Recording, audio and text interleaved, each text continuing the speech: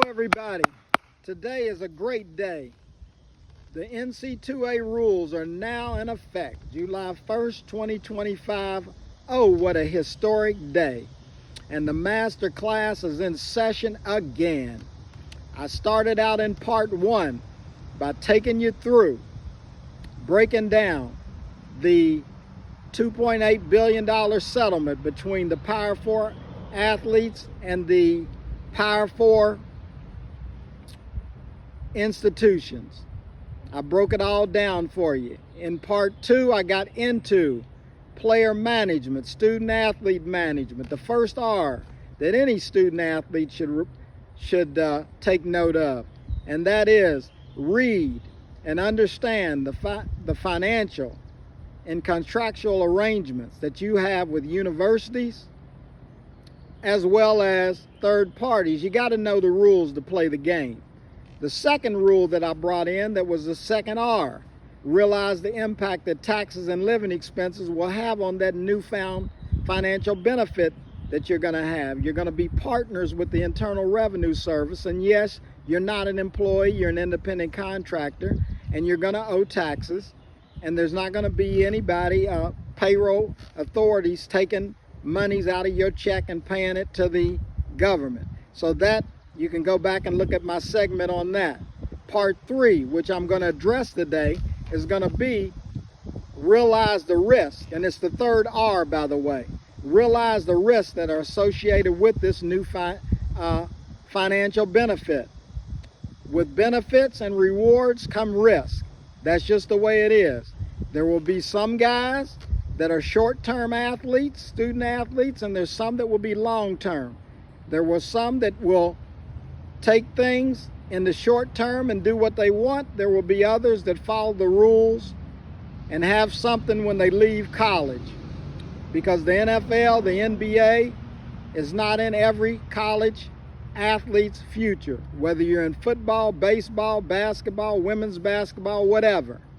That's just the way it is. So I'm going to focus today on the risk. But I'm going to set that up by saying that there's 20.5 million that's going to be hitting between now and the end of the year, that's going to come into your hands. Athletes in various ways. 20.5 is going to be hitting each campus. That has to be allocated to student athletes. Get that again, 20.5. It's never been done before in this way. And if you do it collectively over 68 Power 4 schools, you're looking at over 1.1 billion of monies. Folks, that's a new player economy. That's an economy that created general managers, college general managers that are making over $1 million a year. Then you're going to have other service providers jumping in because they know that these student athletes have newfound money. So that's what I want to talk about today. That's my third R. Realize the risk associated with the financial benefit. And what you want to do, if you're a student athlete or you're a parent or anyone else listening to me, you need to be sharing this and reposting it. Because young people, as young as 17 on up, should be hearing this, because this is what it's all about. So, the first risk, and I'm not going to maybe go in order, I'm going to be jumping around, but a risk. Do you love the money or do you love the game? Do you love the money more than you love the game, or do you love the game more than you love the money? Well, this is going to show up as to whether you stay on track with your academics and whether you perform at a high level and be on that first and second team, be in that first 22. Whether you want to stay on that roster and get paid. That's where it's going to go. That's what it's all about. So do you love the game or do you love the money? That's a risk.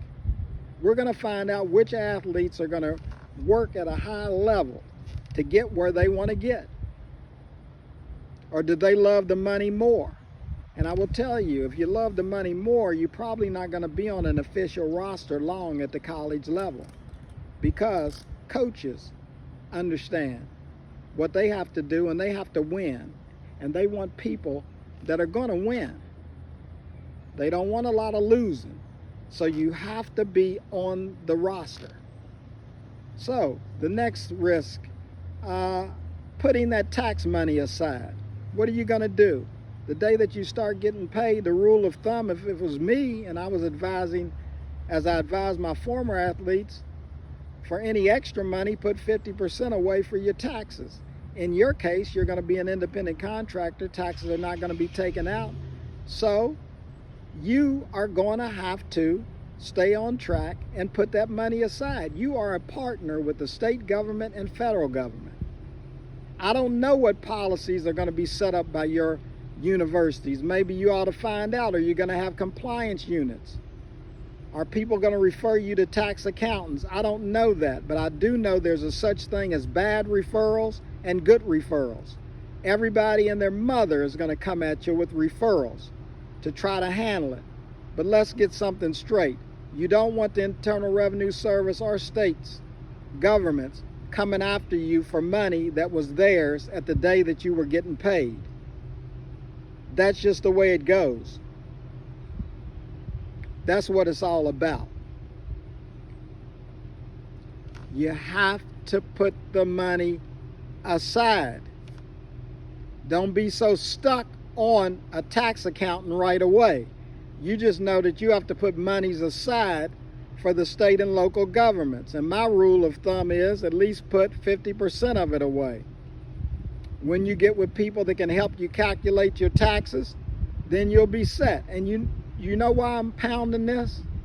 I'm pounding it because when you get the money, you're not going to be responsible for paying taxes until April 15th of 2026. That's a long time to go with regard to paying your taxes. So a lot can happen with the money that you receive. Some people will spend it all. Some people won't spend any and focus on the football season and performing at a high level. That's what it's going to be. That's what's happening. Are you going to perform at a high level? Are you going to get your books? Are you going to perfect your craft of being a student athlete? That's what's going through my mind when I want student athletes to have self-leadership. Put the money away in the bank somewhere. Make sure that you can count every penny. But make sure that money is set aside for your taxes. So, yes, you're not too big to fail. A lot of multi-million-dollar professional athletes found out they were not too big to fail. So, put the money aside. That's a risk. I worry about that. All right. What do you got? What's next? Well, there's talk about financial advisors. Why do you need one right away? Play the season out. Learn more about your money. Listen to qualified people before you go out making decisions that will impact you later, like in April of 2026, where the third parties have all of your money and you don't have any. So focus, focus, focus on what's important. The books, your athletic prowess or progress. Then you get to the final financial benefit. That's what this is all about. This is why I'm going to keep pounding it, pounding it, and pounding it. And when you get to money, and I should know this best of all in working with multi-million-dollar athletes and professional athletes. Some had a lot of big contracts, some had small contracts. But one thing, they all knew the rules of the game. I know because I taught them. So this is what this is all about, knowing the rules of the game. So if you're making big money, guess what happens to that? It attracts friends. Everybody now is your friend. They have advice for you. You have agents coming out of the woodwork telling you how great you are and how you're going to have all of these professional careers. You're going to have marketing consultants saying that they can raise X amount of dollars for you while you're playing. And those people want to get paid. You have financial advisors, some coming with schemes and investments, telling you what you need. Where were these people when you didn't have a dime? Real estate brokers coming around wanting to sell you a house, or sell your mom a house, or sell you land, or sell you some swamp land in Florida. All of these type of schemes you have to look at, because no money is little money. Car dealers, you want a shiny new car. I thought you had a car. Well, if you didn't, they're going to want to sell you one. The ICE people are going to show up. And when I talk about ICE, I'm talking about jewelry. I'm talking about jewelry. I'm talking about the ICE that they want to sell you. They're going to make you a glorified consumer. Is that what you're looking for? Family members are going to come at you. Hopefully, they'll be working in your best interest. But still, you've got to watch your money. Because what I don't want, and what I never wanted, was parents to become dependents on their kids' money. It's all about self-leadership, thinking for yourself. This is what I'm about. Student-athlete freedom, but freedom to be smart and freedom to protect your money. That's what the freedom is. The freedom is not to showboat. There's a lot of big shot thinkers, but it doesn't result in much. It's great to think big, but don't be a big shot thinker. Financial gain is not financial security. These are all things that I'm just popping, I'm cooking today. I'm just keep thinking of things that I want to tell you. Performance, you got to perform. You got to get your academics. You got to follow the rules. This is real practice, people. This is not theory. This is not some bureaucrat sitting at a desk at a university trying to tell you how to handle your experiences and your money. This is practice.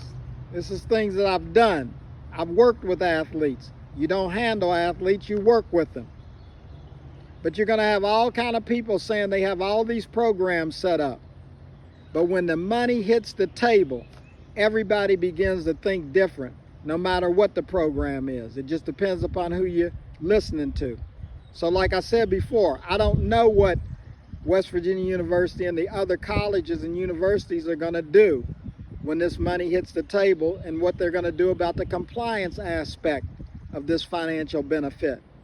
But I do know you should be looking for people that are experienced in talking to professional athletes. And I don't mean running out going to get other athletes. You need people that are in the business, that have done it, that have lived it and breathed it. That's what this is all about. So, you got a lot on your plate as a student athlete, but this is a new player economy. You wanted it, now you got it. 20.5, baby, hits the campuses. Student athletes that play football, women that play basketball, men that play basketball, all the other sports get to share in it. But what comes with responsibility, and my 3 R's is as solid as any advice that you're ever going to get. It's simply the best information that you've never heard of, but you got it now. And that's what I'm about. I lived it. I experienced it. This is what this is about. So you better get on your P's and Q's and get after it. And understand you are now a businessman. You're a businesswoman. It's about the Benjamins, folks. That's what this whole ordeal is about. And I brought it to you because I felt that you needed the information. And for those that are on football staffs, basketball staffs, watch how you advise the athletes. Because your job is primarily to coach. And then you have advice of others. around your staff. It's best to bring other people in and get different perspectives, diverse perspectives, to help this thing along, because it's just as sure as I'm talking to you, there is going to be athletes that forfeit their financial benefit one way or another. And as far as friends, there's also the criminal element, fronting money for others. That can get you in trouble quicker than you can shake a stick. Those are all excluded activities that you can forfeit it. But here again, you're going to have new friends. You got it all. You're now what they want to deem you as rich. You have money. People are coming, folks. That's what it's all about. This is C. Ivan Franklin. One minority voice, one view. At Befrank4real, you can share this, you can post it, talk to your friends about it. You can message me. This is what all this is about. It's just good information that's flowing today, on this great day, of which the NCAA rules have come into effect. So, go over those 3 rules, go over my segments. See ya!